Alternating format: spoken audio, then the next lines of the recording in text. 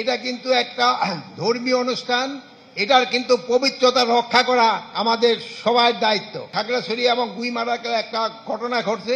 এই ঘটনাটা ঘটার উদ্দেশ্য ছিল যেন এই পূজাটা শান্তিপূর্ণভাবে যেন না হতে পারে। পূজা উদযাপন কমিটির সভাপতি, সাধারণ সম্পাদক এবং ভক্তবৃন্দ এবং সাংবাদিক ভাই ও বোনেরা, আপনাদের আমি সবাইকে শারদীয় দুর্গা পূজার শুভ কামনা করছি এবং আপনাদেরকে সবাইকে শারদীয় দুর্গা পূজার শুভেচ্ছা জানাচ্ছি। আপনারা জানেন বাংলাদেশের ভিতর এই মণ্ডপ মানে সবচেয়ে বড়, এবং এখানে গতবারও আমি এসেছিলাম। এখানে সব সময় শান্তি শৃঙ্খলাভাবে এই পূজা অনুষ্ঠিত হয়। আপনারা আরো জানেন এটা কিন্তু একটা ধর্মীয় অনুষ্ঠান, এটার কিন্তু পবিত্রতা রক্ষা করা আমাদের সবার দায়িত্ব। আপনারা সবাই এটার পবিত্রতা রক্ষা করবেন এবং এই ধর্মীয় ভাব গাম্ভীর্যের ভাবে যেন এটা সম্পাদন করা যায়, এটা আপনারা সবাই চেষ্টা করবেন। আরেকটা হলো, এখানে পর্যাপ্ত সংখ্যক আইন শৃঙ্খলা বাহিনী নিয়োগ করা হয়েছে। এখানে পুলিশ আছেন, আনসার আছে, সশস্ত্র বাহিনী আছে, তারপরে আপনার মহিলাদের মন্ত্রণালয় থেকে আমাদের স্বেচ্ছাসেবক আছেন, সবচেয়ে বেশি আছেন আমাদের পূজা কমিটির স্বেচ্ছাসেবক। তারা কিন্তু দিন রাতই এটা আপনাদের বিভিন্ন কাজে সহায়তা করতেছেন এবং এটার আইন শৃঙ্খলা যেন ঠিক থাকে এটা সহায়তা করে যাচ্ছেন।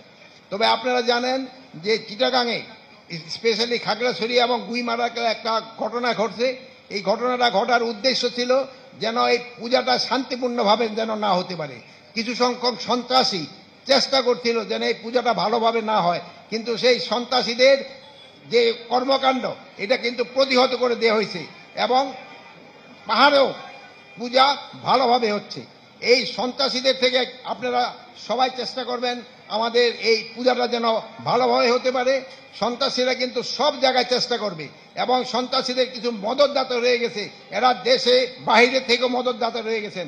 এই মদতদাতাদের থেকেও আপনারা তাদের এই যে একটা খারাপ ইচ্ছা এটা আপনারা কিন্তু দূর করে দিতে পারবেন।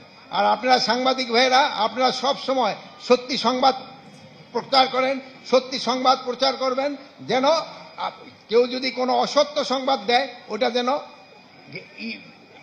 কি বলে বন্ধ হয়ে যায় তার, আর ওইটা যেন তারা প্রকাশও করতে না পারে।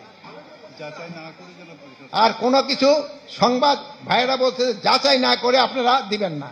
একটা কিন্তু নতুন অ্যাপও করা হয়েছে, আপনাকে যদি কোনো কিছু থাকে ভাইদের সাথে আছে, ভাইরাও কিন্তু অ্যাপের সাথে সম্পৃক্ত, তারা আপনাদের সঠিক সংবাদটা দিতে পারবে।